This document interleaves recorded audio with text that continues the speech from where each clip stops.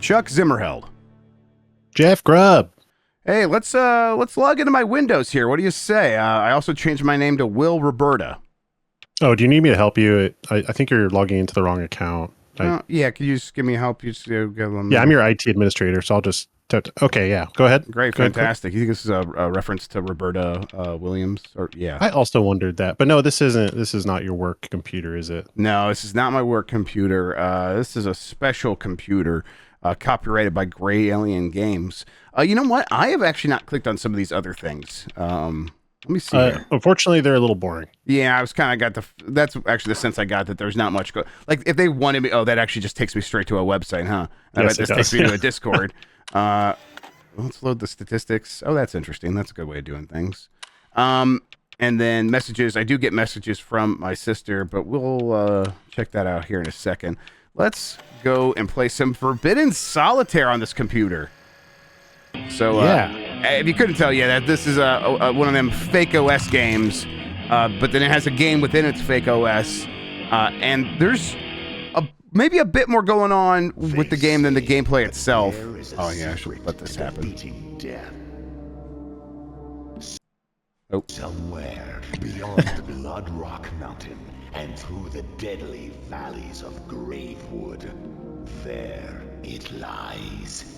Known only by legend as the Forbidden Dungeon, it is said that any soul daring to plunge. Yeah. So it's this game looks like it's from 1995. It is from 2026, but they made it to look like a game from 1995. And I want to figure out how to do like the screen effect that they have. Yes, the sort of dithering or whatever. Yeah. Yeah. To live forever. Yep, just good stuff. Just these like early pre-rendered backgrounds and honestly the pre-rendered characters. It's really well done. Oh no, my eyeball. I was using that. So Forbidden Solitaire. It's kind of got like a We Saw the TV Glow or whatever that movie's called. Just like, it's cheesy 1990s media paired up with an actual sense of foreboding, an actual sense of like mystery, and they do a good job of capturing that side of things. But the main game is this sort of fake dungeon crawler. Fake as in like I'm not deciding where to go inside this dungeon. It is all just presented as a story, and it'll give me these like text bubbles that tell me what's going on. Your knees and hands ache as you scrabble your way through the tunnel's many twists and turns. A foul, pungent odor overwhelms the senses. You need to get out of here. At last, your spirits lift as you spot a grate ahead. You pray it leads to a way out. Charging through the smell toward the grate, you find it resists your attempts to open it. It's locked. Well, I bet if I played... Oh man, click on the button here. Some Solitaire, I can get through it. So yeah, it's Forbidden Solitaire. The gameplay is this Solitaire sort of thing. And it's pretty basic. They introduce some complexities, but the complexities don't really add depth to the strategy. It's just there's like more going on, and I'll try to explore some of that as we play here. Yeah, even calling it Solitaire is almost like overselling the game itself, like the core game mechanic, because it's missing some key components of Solitaire. But it is technically Solitaire in that it's a game you play, a card game you play by yourself, and Solitaire covers a whole wide spectrum of those. But there is like an official canon Solitaire. This is not that. This is just like, hey, I have a jack. So if there was a 10 or a 9 up here, a 10 or a queen up here, I could click on that. It would get added here, get removed from the playfield up here, and I can keep going. But since there's not, I can. I do have a couple options here. This is my special move that I can build up by playing these cards. I actually already have it built up for my last match, so I'll just hit this. Your Mana Storm. Yeah. My Mana Storm. It's going to deal damage to 4 cards and remove them at random. So there we go. It didn't really help me out too much, but we can. Like if your cards are pissing you off, you can just get rid of them. Yep. Let's see here. Kings might be handy. Yeah, let's do this one. And then trade mana. No, I don't need that. That's for battle. This is not a battle. This is just a normal sort of action Solitaire moment. So there are going to be moments where you're battling against another player, but like a boss. So this is just like one of these moments where you don't want to waste a card like this. You just hang on to that. So in this moment, we're just going to click this and see if we get another card. And then there we go. There's the 2. And there's the It's almost like, since it's in the trappings of a dungeon crawler, it's almost like these are skill checks where you have to play these little games of solitaire before progressing, right? Yeah, and it's, I think the game is definitely more about its presentation, its style, its, the feeling of being in 1995 or playing a game from that time. And that is there's a meta layer here where I'm playing as that character, Will Roberta, and they got this game in modern day and they remember it from their childhood. Their parents wouldn't let them play it. There was news stories about people playing it and dying, and that stuff's getting revealed to you as well. So it's like this storytelling mechanism, and the solitaire is almost a sort of pacing modifier of like, let's throw in some stuff to like keep things going. Just part of the vehicle. Just part of the vehicle, right? This is not like, you could look at this and you could see like, is it like Balatro, like one of these games that takes a simple game or a game that can be simplified and then adds a ton of layers on it. Like, in fact, these are even called Jokers. And it's like, no, it's not like that at all, although it does present itself that way. It's funny. It's like we kind of forget that Jokers are part of like a deck of cards. Like, it's part of the parlance of a deck of cards, not specifically to Balatro, but it's like, yes, but at this point, like, there are so many games that do that because of Balatro that it is both those things at the same time.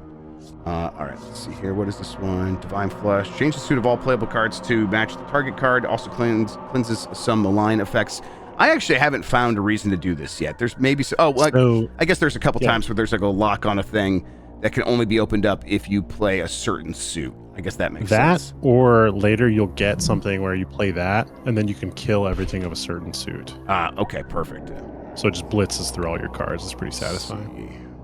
I could go to the 5 or the This game 7. does show flashes of that, like those satisfying combos. Have you gotten over 10 in this game, by the way? 10 combos? I don't know if I have. I think I did once, actually. I did once because it gave me like some notification that I did. Yeah, we got to make that a goal, the quick look to all right, let's see if we can do that. Yeah, let's see here.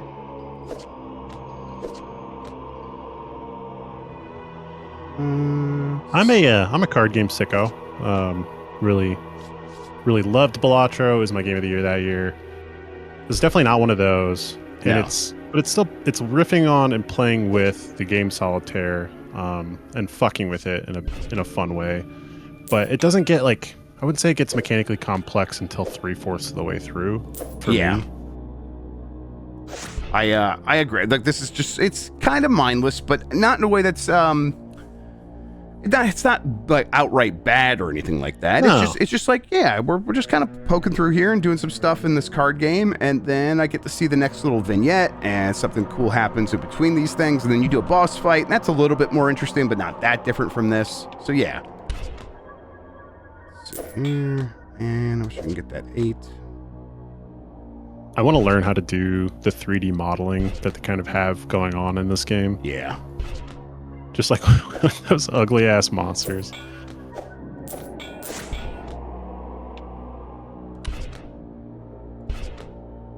So we can just keep doing this. Now there is like a fail state here. If we get through all these cards, we will fail. And then basically what happens is you get a game over, and then you come right back here and start this battle over. So it's a very low stake situation. That's another thing. It's like, they just kind of want you to see all the cool stuff they made. And I think what really carries this game is, it is cool stuff. I think it's pretty cool. I like seeing what this game has to offer in terms of, here's what we remember from being like from 1995 and playing games at that time, or like watching news stories about the moral panic and stuff. And I think they do a good job of all of that. So I forgive a lot of these things that aren't as engaging. And there's like some, I don't know, with games like this, when you have FMV elements or anything like voice acting, it doesn't need to be good in games like this, but it is here. It actually is like extremely solid. I'm trying to think, there's like a character, she's like the main character that's sort of like the past is retold through her. Whoever is voicing that does a really solid job. Yeah. All right. So yeah, this kind of goes. There's also a shop here. So last time we got some. I love this. Love this. This whole style here is good stuff. you start off with just your hand, and I just keep adding these things, and it doesn't look like there's anything actually in the store right now, but I have purchased all these things and had them installed. They get doled out in the store, like 1 or 2 things at a time. I think it's probably going to be pretty linear. It's not like random, like you're gonna build your own way of playing or anything like that. Again, I think they are just trying to make something that is a vehicle for the content. I like your Coke nail. That was really that's really nice. I mean, it matches my real Coke nail. Yeah, exactly. All right, let's see here. I like to go this way. It's one of those games where like you don't need a strategy. You could just click and click and click and get through it. But if you're doing it right and thinking about cards that you're uncovering or what cards you can use that have the most cards they could uncover, that's when you can start, really getting into those longer combos. Yes. And then there is like that undo button. I don't know if I just did it. So I just played something when I could have actually played something in the field. You saw it shake, and it lets you know that, hey, you can undo it, and now we can hit that. I think we know the next thing was going to be an ace, so that's handy. Oh man, should I play the 3 instead? I should have played the 3 instead, but oh well. All right. You probably should have played the 3 instead. I should have played the 3 instead. That's how it goes sometimes. Here's my question about this game, and I haven't seen this answered anywhere. Are all of these puzzles for each of these like encounters and stuff, are they actually all solvable? Yeah, because I don't know. A real game of Solitaire, every game of Solitaire is a solvable problem. Right. I think. Now I want to Google that. Yeah, double check that, actually. Yeah, go ahead and let's actually answer that, because people will yell at us in the comments if that's not true. Not that that's a problem. You should yell at us. It means I know you're paying attention. Ding, ding, ding. Not every game of Solitaire is winnable. Okay, because that's been my experience, like back when I played Solitaire on Windows back in the day. But I was like, I could also have just been bad. Oh, but Free Cell, if you are familiar with that one, did you ever play Free Cell? I did play some Free Cell, yeah. Yeah, there's 1 million different deals of Free Cell that you can play, and only one of them is unsolvable. That's nuts. Okay. So it's true, but it depends on the kind of Solitaire. Right. So like Klondike, which is like the standard kind, only 1 in 5 of those is impossible. Let's see. What do I want to destroy?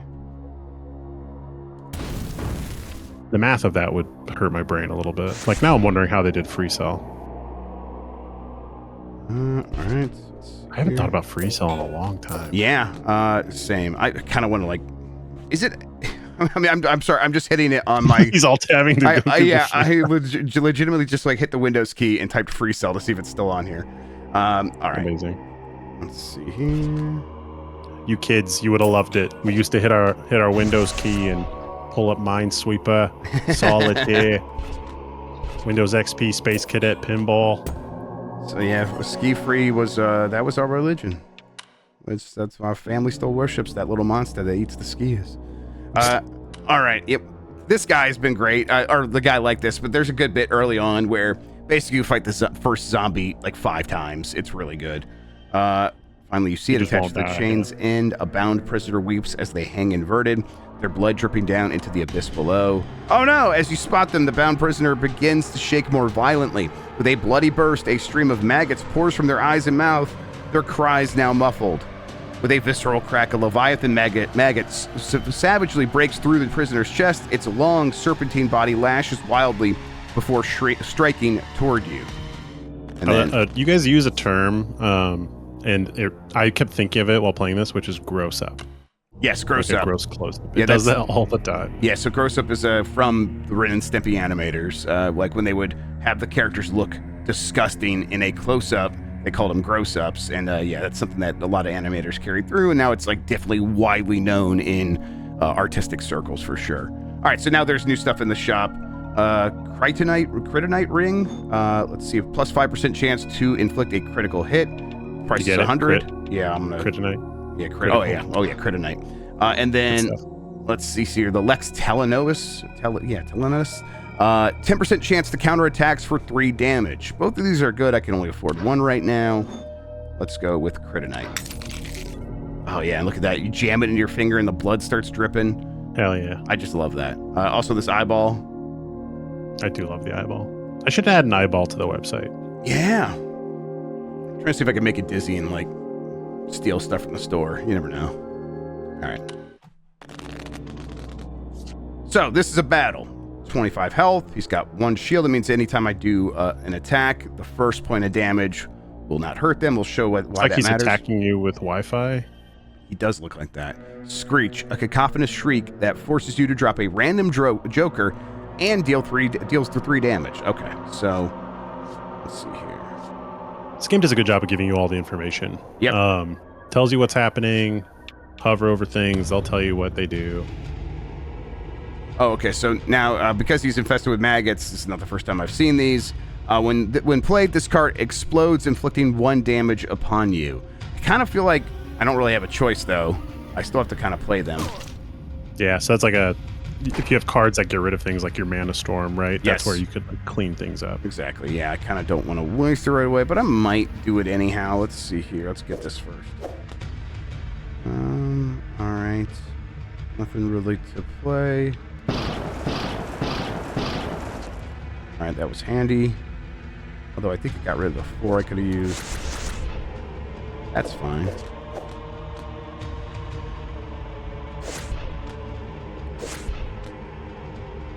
Hell yeah. Let's see here. So I think the ×3 is not ×3 of the damage you currently have. It's just damage 3 times. Yeah, that makes sense, yes.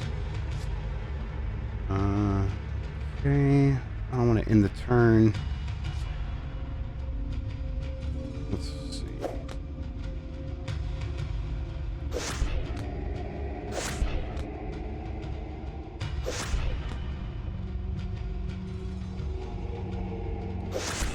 Yeah, that made sense.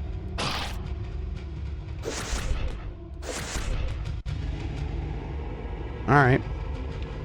Let's do it. So I think we're going to do 12 damage right now. Yeah, or 11. Pretty solid. There we go. All right. Perfect. Those are doing instant 1 hits of damage to him. Those skulls, that's what they do. That shield added 2 shield to me, so when he attacks me, the first 2 hit points will get blocked. I think these are, you're getting a turn off anyway. Yeah, these are temporary, right? So yeah. The shield, yeah. Yep. Oh, crit. Yeah, your crit night ring. Do you even have crit percentage before then? I don't think you did. I don't think so. One of the gems might have done it. It's really satisfying going from like an 8 to a 9 to an 8 to the 9. Yes, right? yes, the back and forth, yeah, and especially when you like foresee that and begin like thinking ahead. And that, you don't have perfect information about your cards, but you do have like probability. You can kind of sense how many cards. I mean, you could just know if you want to keep track of that stuff, but that's not how I'm going to play this game. I'm going to like sort of feel it out. Be like, I've seen a bunch of 8s. I'll try to like lean in this direction instead. Since I've already played a lot of 8s, I'll go down instead. And that's been a pretty handy way to play so far. So I've not defeated him yet, so I cleared all those cards. Doesn't matter. We're trying to defeat him. I could have hit this button at any point, and it would have given me a whole new hand. You could do that once per battle, but we were going pretty well there, so I figured I'll just see it through, and now we'll keep going at this point. Let's get that. And there we go. Nice. Got the win. This game is creepypasta, essentially. Like, it's more creepypasta than it is like a card game, if that makes sense. I think that's fair. It's a little bit of a Five Nights at Freddy's for 90s nostalgia. Although I guess that's for also old people. That's right. For old people, yes. With horror, you peer into the pit to witness the glimmer of thousands of beady red eyes looking back at you from the darkness. You were killing all its children. Rising with a sinister hum of shimmering, translucent wings. The buzzing grows louder as it races at you, an enormous, disgusting display of eyes, wings, and feelers blurring your weary vision. All right, let's do another battle. You know how here. people go to like wine and pottery classes or like wine and painting? I want a class where it's wine and 3D modeling. Yeah, flies and worms. I really want to do the brews and braids the British people are doing at bars, where these dads go to bars and they drink and they practice braiding hair so they can be better at braiding their daughter's hair. I'm like, I need to do that so bad. I have long hair. You'd think I'd be better at it. I am not. I'm terrible. All right. Yes, I was done at the shop. All right, so we're going to fight this one out. So, here we go. Here, I was hoping something like this was happening. Messages from Emily Roberta, my sister. Whoa, okay, listen up, buckaroo. I found some good shit.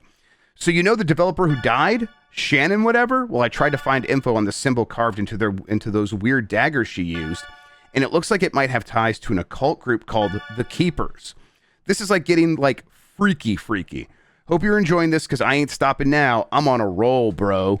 Image attached. So Emily seems cool. Emily seems cool. This is not overdone. She breaks in every once in a while. It's not like every 30 seconds she's like bothering you with something.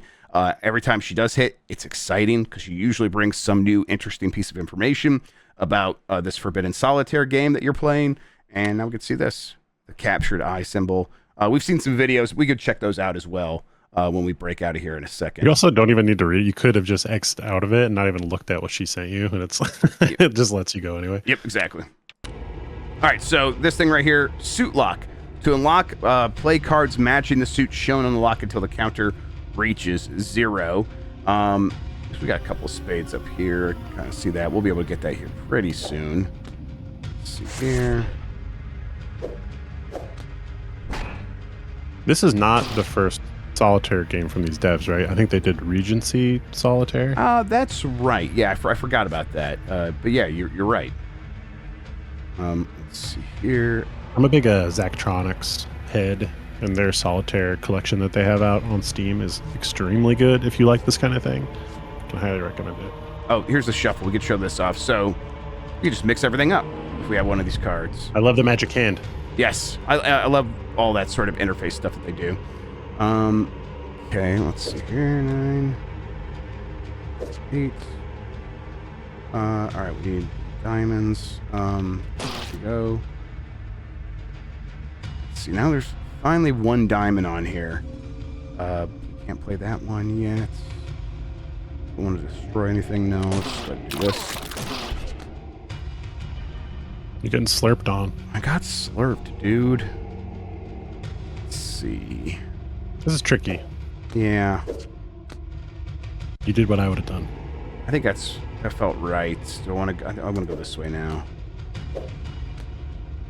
Yep. All right. That's 5. Do we have anything? I want that wicked combo, Grubb. I know. We got that one where we did a ton. It didn't say anything. All right. You know, I'm just gonna do this now. Oh, it's just changed the suit. Yeah, right. To the target. I got it right. Yeah. There we go. Can't play anything at the moment. Can you use that on the lock? The little magic spell? Oh, that's interesting. No. Nah. The enemy is about to dodge. Hover over the enemy's next action for details. So, let's see here. Evade the next attack. So they're going to dodge the next attack. So, kind of feel like I should just do some maintenance here.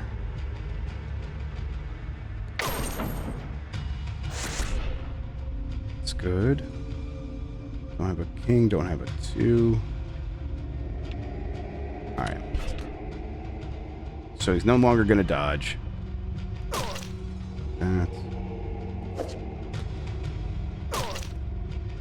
It's annoying because it's like that enabled you to play the next card, but it doesn't actually get added down here. So these maggots are just destroying the card as I'm clicking on them.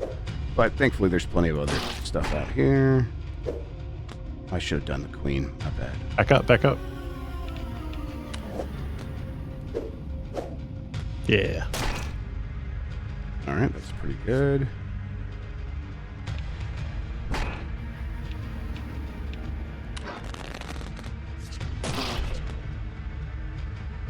Yeah, I can't tell if like when you shuffle a tableau, is it kind of like you skip their turn, or is it just it goes to the next turn? So I did that, and then it damaged him and set my damage back to 0. So I think it just activated that was the end of my turn, and we both kind of went. That's what it seems like to me, at least. Mm-hmm. All right, we have that diamond.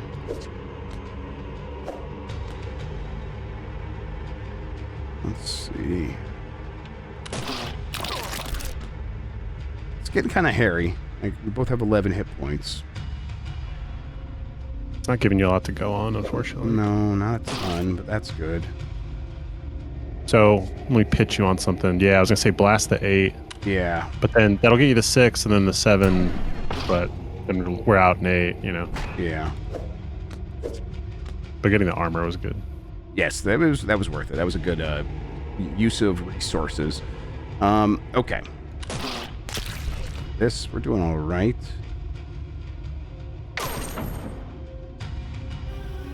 That's annoying.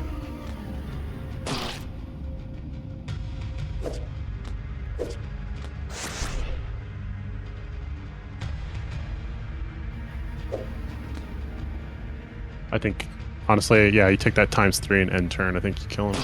Yep. But he's dodging. Shit. Oh, shit. I didn't see that either. That okay. was my bad. Nope, it's all right.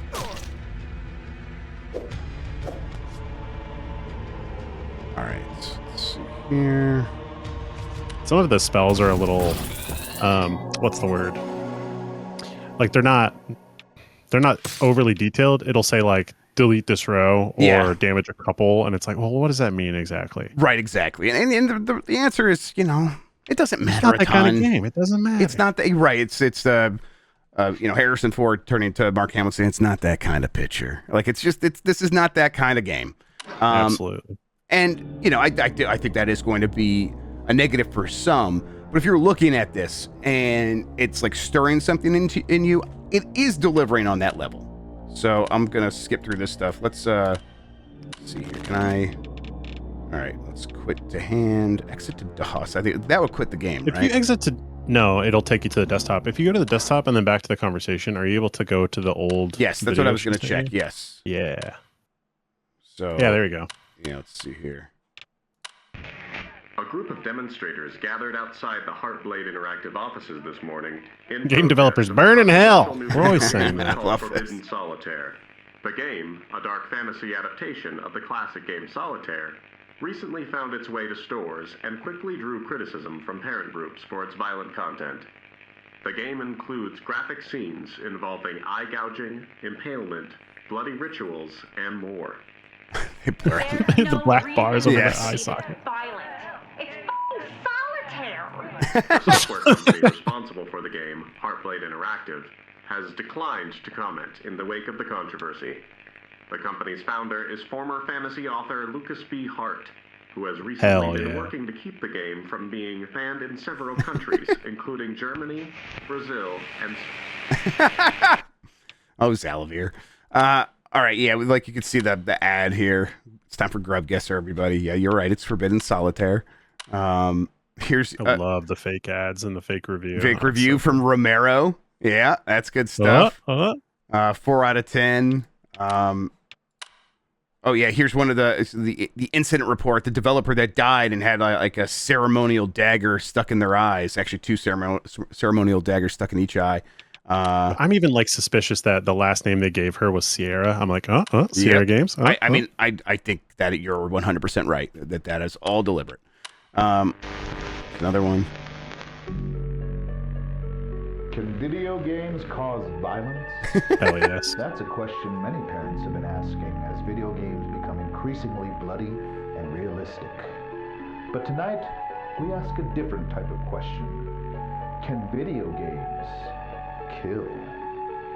Tonight we'll answer that question as we dive into the mystery of a child's strange death and the connection it might have to a disturbing banned video game. But is it the truth? Or is it just a tale? Jonathan Frakes will love this. Yep. I mean, they get what they're doing with all this. Like this, it's, you know, kind of remedy coded. It's just well done. You guys compared it to Inscription on the on the Bombcast, and I would say I nearly revere that game. It does this like perfectly. Yes, this is like gesturing toward that for sure, but it's not on Inscription's level. After purchasing a controversial video game, those plans changed for the worse.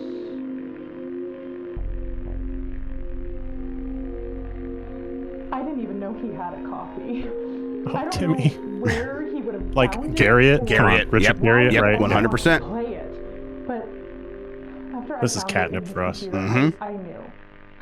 I knew It was responsible for what happened to him. We didn't have a picture of him, but we had these flowers. He was found dead at his computer. But the circumstances around his death were nothing short of extraordinary. With no trace. I'll cut it there. It keeps going. There's more stuff in there. It's worth watching. I do want to see what else they have in terms of this mystery. What's really going on? I imagine that this OS, like more stuff will happen in here. But that's kind of been the extent of it so far, is the messages and then the game. Nothing else happens in the OS. I will spoil that for you. Okay, thank you. Sorry, I don't want you to be disappointed. I will say the game crashed on me at one point, and it opened up like a error message, and I was like, okay, is this a bit? Are they doing a thing? Like I think it was actually an error message. But you don't know. Nothing crazy like an inscription where you get up from the table and go around. It's nothing like that in this, but the messages from the player characters like sister and stuff keep escalating, it's really fun. But yeah, that's Forbidden Solitaire. I'm into it. Like it's I am always down for a game that tries to like be mechanically deep. When a game's not trying to do that, it's trying to do something else. I'm ready to meet it on its level, and I was glad I did that here because it's there's just like you said, catnip with all of the references and sort of the visual references, and then the explicit reference to like John Romero and Richard Garriott and stuff like that is always fun. But yeah, Chuck, that was Forbidden Solitaire. Thanks for hanging out with me. Thanks, Jeff Grubb.